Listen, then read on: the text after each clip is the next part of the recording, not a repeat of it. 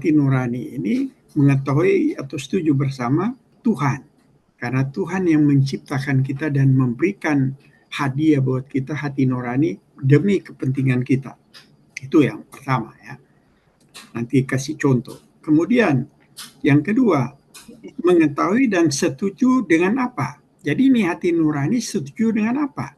Kalau tadi setuju dengan siapa? Dengan Tuhan. Karena Tuhan yang memberikan hati nurani. Jadi apa yang hati nurani tahu, apa yang Tuhan tahu, hati nurani tahu. Sekarang hati nurani mengetahui dan setuju dengan apa? Nah, ini yang perlu dijelaskan dan diberi contoh. Ada satu definisi yang luar biasa dari Andrew Nestle. Ini Andrew Nestle, dia punya 2 gelar PhD ya. Dan ada satu orang lagi yang masih cuma gelar master. Nah, ini 2 orang bikin satu buku mengenai nurani. Dan mereka membuat satu definisi yang sangat bagus. Jadi definisi mereka, hati nurani adalah kesadaran Anda tentang apa yang Anda yakini benar dan salah. Kita meyakini benar dan salah itu, standar moral kita itu diketahui bersama hati nurani, setuju bersama hati nurani. Nah, persoalannya standar moral yang kita tahu itu benar dan salah dari mana? Kalau orang Kristen itu dari Alkitab kan. Kalau orang bukan Kristen, mereka dari agama mereka atau dari budaya mereka atau dari diri sendiri mereka. Tuhan mereka beda dengan Tuhan kita. Walaupun sama-sama bilang Allah. Karena mereka Allah satu pribadi. Kalau kita Allah 3 pribadi. Allah Tritunggal. Jadi sangat beda. Sangat berbeda. Jadi di Amerika sini ada dua hal, satu pro-choice, satu pro-life. Pro-choice artinya karena saya punya tubuh, saya punya kebebasan. Saya mau operasi, mau bikin apa saja, tidak ada yang larang. Jadi berdasarkan kebebasan. Itu yang ada di Amerika, pro-choice. Sehingga bisa dia mengandung, dia bisa gugurkan. Tidak ada yang larang karena itu dia punya body. Dia punya kebebasan. Ya kan? Nah, semua tahu kan di Amerika ini. Nah, yang satu pro-life. Pro-life itu tidak boleh untuk kalau kita mengandung tidak boleh menggugurkan. Karena kenapa? Karena ada di dalam perintah firman Tuhan. Ya kan? Semua setuju kan itu? Nah, jadi pro-choice ini siapa yang dia menjadikan yang berdaulat, yang harus dia dengar? Hati nurani ini bersetujuan dengan siapa? Kalau pro-choice. Dengan diri sendiri. Hati nurani ini tidak menusuk dia, tidak mengkritik dia, karena dia yang menentukan. Jadi hati nurani mengetahui dan setuju bersama diri sendiri. Nah, kalau pro-life, siapa hati nurani punya pegangan untuk dengan Tuhan? Kenapa? Karena Tuhan yang berdaulat. Jadi hati nurani ini harus terkait dengan Tuhan. 1 Korintus 6 ayat 19-20. Atau tidak tahukah kamu bahwa tubuhmu adalah bait Roh Kudus yang diam di dalam kamu, Roh Kudus yang kamu peroleh dari Allah, dan bahwa kamu bukan milik kamu sendiri, sebab kamu telah dibeli dan harganya telah lunas dibayar, karena itu muliakanlah Allah dengan tubuhmu. Nah, kita bukan milik kita sendiri, karena kita sudah dibayar. Itu milik bersama Tuhan.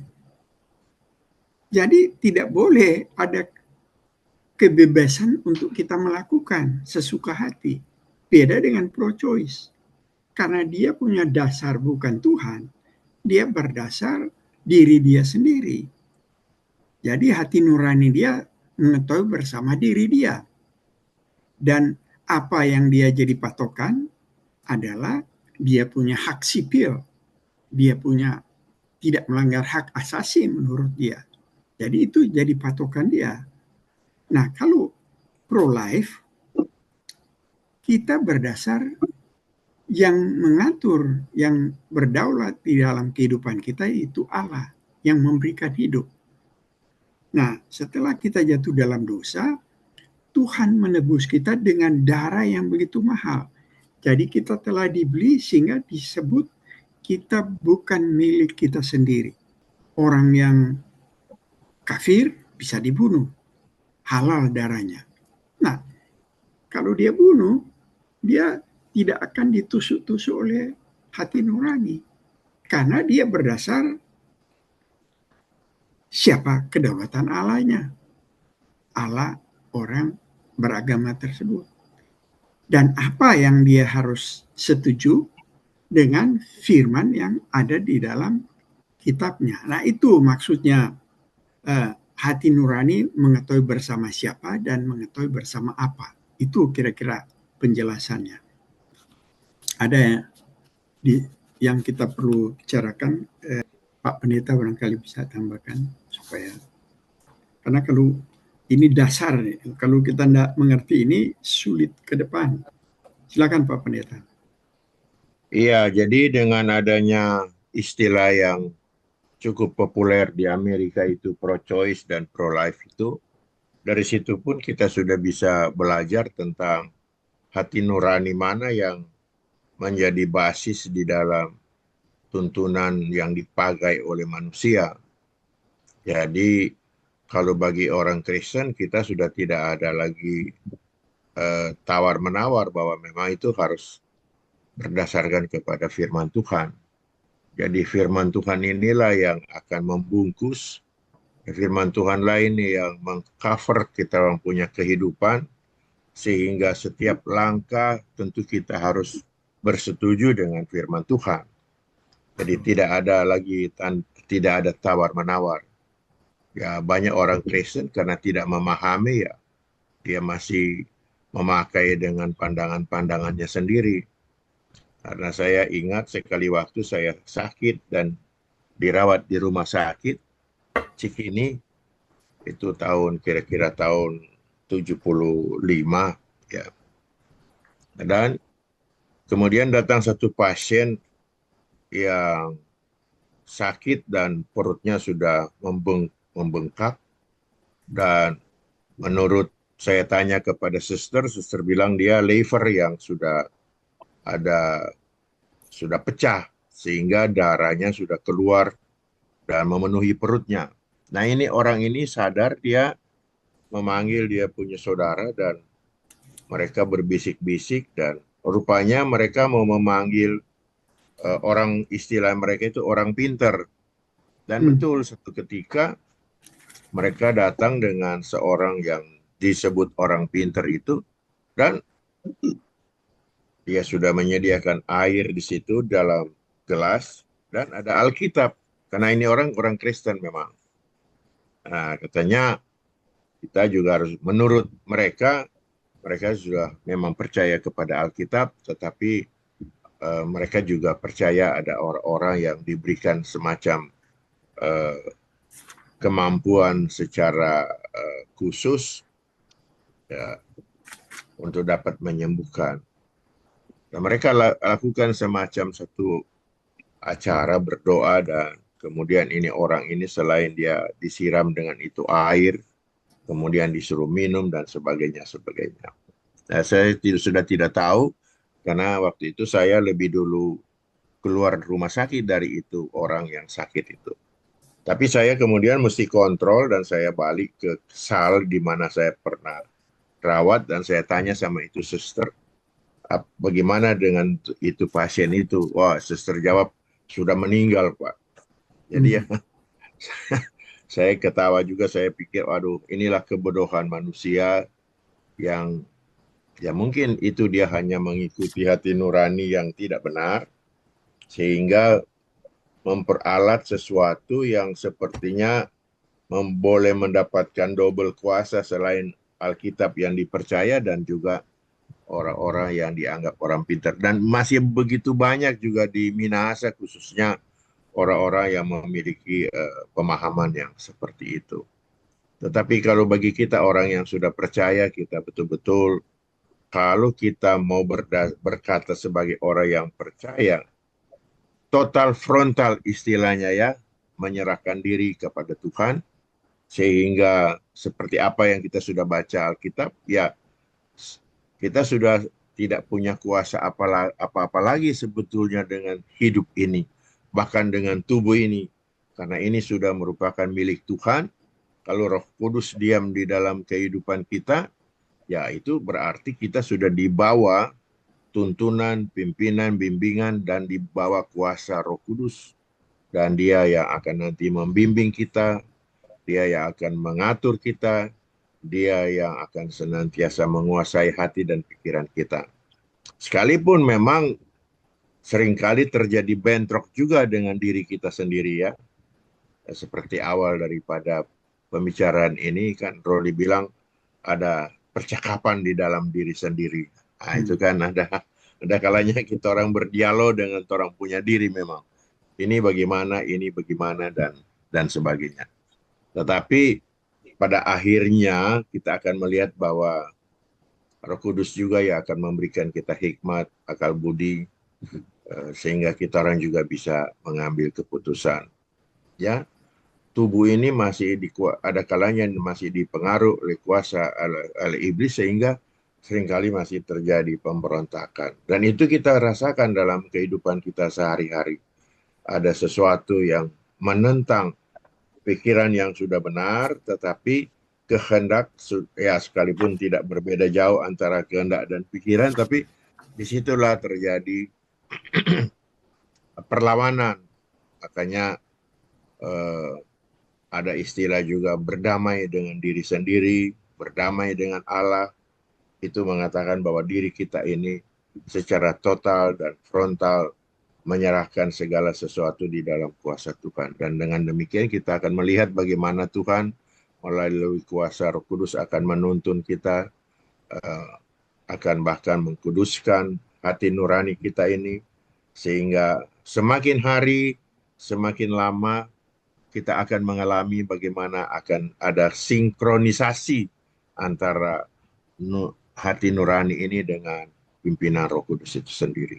Saya kira begitu aja dulu, barangkali nanti akan berkembang. Silakan siapa yang mau tambahkan atau ada pengalaman-pengalaman, silakan. Ada yang hati nurani memberikan hasil yang berbeda bagi setiap orang berdasarkan standar moral yang berbeda. Jadi tidak sama semua kita punya hati nurani, standar moral kita tidak sama. Sama. Ya, karena standar moral kita ambil dari mana? Tergantung di mana kita letakkan standar moral itu, berdasar apa. Mungkin kita semua orang Kristen, hati nurani kita ya memang mengetahui bersama Allah yang berdaulat. Tetapi apanya standar moral yang apa itu yang kita pasti berbeda. Apalagi dengan non-Kristen. Karena itu berbeda, jadi banyak orang baik disebut salah di dalam firman.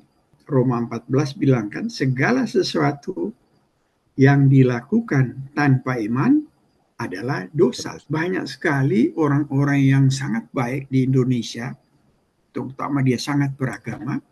Misalnya ada yang dendam kepada Jokowi, ya. Ada yang profesor, doktor UI, dia begitu dendam di YouTube-nya, dia begitu dendam sama Jokowi. Di Yeremia 31 ayat 34b kita baca ya. Tuhan bilang begini, aku akan mengampuni kesalahan mereka dan tidak lagi mengingat dosa mereka. Jadi di sini yang disebut forgive dan forget. Tuhan akan mengampuni dan tidak akan mengingat. Megawati jadi presiden, suaminya si Taufik Kemas ditanyakan mengenai serangan pemerintah waktu di jalan itu di dekat Megaria itu, ya. Proklamasi. Iya, jalan proklamasi, banyak orang nado mati juga kan di situ. ditanya bagaimana mengenai itu. Si Kemas ditanya sama Kemas, dia bilang mereka PDI memaafkan tapi tidak melupakan. Nah, beda kan? Karena mereka punya standar moral beda. Tuhan bilang, aku akan mengampuni kesalahan mereka dan tidak lagi mengingat dosa mereka. Bayangkan Tuhan mengampuni Luki dan tidak mengingat apa yang Luki bikin di belakang-belakang. Coba misalnya kemarin kita bilang, coba apa yang Luki bikin itu ditampilkan, Tuhan tampilkan di TV. Baru lihat semua apa yang dilakukan. Tapi Tuhan akan mengampuni dan melupakan. Efesus 4 ayat 32 kita baca ya. Tetapi hendaklah kamu ramah seorang terhadap yang lain, penuh kasih mesra, dan saling mengampuni. Sebagaimana Allah di dalam Kristus telah mengampuni kamu. Jadi kita saling mengampuni seperti Allah mengampuni. Kalau di Yeremia 31 ayat 34, Allah bukan hanya mengampuni, melupakan. Beda kayak Israel misalnya. Mereka gigi ganti gigi. Berani melukai dia, dia balas. Padahal kalau orang Kristen ada perintah kan, kalau ditampar pipi kiri, berikan pipi kanan. Standar moral apa yang menjadi dasar? Kalau kita enggak di dalam firman, ya kita pakai standar moral tergantung pengalaman kita di dalam kehidupan sehari-hari. Martin Luther, kecuali saya diyakinkan oleh kitab suci atau dengan alasan yang jelas, saya tidak menarik kembali. Karena hati nurani saya tertawan oleh firman. Di Yohanes 8 ayat 44 kan bilang, dusta yaitu iblis bapa kamu. Jadi karena itu tertanam menjadi standar moral. Wah, hati-hati sekali. Tapi misalnya ada keseleo, ada sedikit dusta, itu setelah malam mengevaluasi apa yang terjadi sebelumnya. Ternyata ada kata yang agak dusta ini, atau dilebihkan. Wah, hati nurani langsung mengganggu. Hampir-hampir nggak bisa tidur itu. Dan langsung minta ampun. Tapi kalau kita nggak pernah mempelajari firman, ya standar moral kita dari mana? Itu sebabnya memang hati nurani ini kalau nggak selalu dimurnikan melalui firman, siapapun dia bisa jatuh. Kita itu perlu sangat bergantung ya kepada Roh Kudus untuk supaya kita selalu hati nurani itu menjadi lebih murni, supaya kita selalu diperingatkan kalau kita sudah mau menyeleweng dari apa yang sudah menjadi standar moral kita di hal-hal yang mengandung misalnya video-video porno, dan mungkin ada warning di dalam hati nurani dia, tapi karena dia lewat jadi kebas ini hati nurani untuk bidang mungkin satu beda itu. jauh dengan uang. Ya, bidang satu itu dia kebas, jadi kebas. Mungkin hal lain dia hidup dia punya hati nurani, tapi di bidang itu dia jadi kebas, careless kalau bahasa Inggris kebal ya. Ya kebal. Sehingga dia lakukan terus gara-gara hati nurani yang menjadi menjadi kebal di dalam hal seksual. Nah, itu sebabnya begitu luar biasa ya kalau kita tidak memelihara hati nurani kita yang diberikan Tuhan untuk menolong kita, akhirnya bisa jatuh. Nah, oleh karena itu hati nurani itu selalu harus dimurnikan oleh firman dan bergantung kepada Roh Kudus. Supaya apa yang kita pelajari firman itu terinternalisasi di dalam diri kita. Dan kalau terinternalisasi firman itu, begitu kita mau lewat, hati nurani langsung kasih warning. Tapi kalau kita sudah lewat, dia mulai tuduh. menjadi judge ini, dia tuduh. Wah, ini nggak bisa tidur. Tapi kalau sudah lewat dia tidak ada teguran, nah ini sudah jadi kebas hati nuraninya, udah jadi kebal. Nah, oleh karena itu hati nurani ini perlu sekali sebagai orang Kristen karena kita diberikan Tuhan untuk membantu kita